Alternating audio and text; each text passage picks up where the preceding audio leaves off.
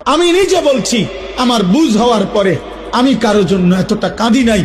আমি আমার এই নওজোয়ান শহীদ শরীফ উসমান হাদি রাহিমাহুল্লাহ তাআলা, তার জন্য আমার চোখের পানি যেটুকু পড়েছে। আমার শায়েখ আল্লামা মুফতি মুশতাকুন নবী কাসিমি, আমি তাকে দেখছি বাচ্চার মতো অজরে কাঁদছে।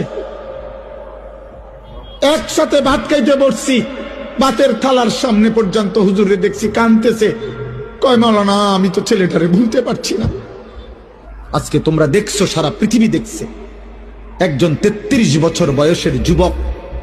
এই যুবক ইমানদার ছিল। কাম কইরা যাইবা মরার পরও যখন তোমার মানুষ মনে করে, এই যে আমার উসমান হাদি দেখছো না কয়দিনের ফলা, আমরা বয়স তো অর্ধেক নইবতে, আমার বয়সের অর্ধেক হইব তার বয়স। ফলারে লাড়া দিয়া লাগছে তো কয়দিনের ভিতরে, 1.5 বছরে না তারে আমরা চিনছি, এটাকে তো নামও শুনছি না। 1.5 বছরের ভিতরে লাড়া ফড়াই নিল, আমরা তো 54 বছরেও পারলাম না।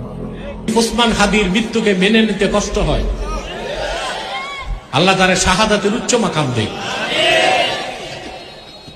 এই ছেলেটা এনসিপির কিছু তো ভালো আছে, যা দেশপ্রেমিক, সবচেয়ে বড় কথা ইসলামকে ভালোবাসে। হায়ার মতো যারা টাকার পেছনে দৌড়াও, তাকায়া দেখ হাদি রাস্তা দিয়া হাঁটে, মানুষ এসে টাকা হাতে দিয়া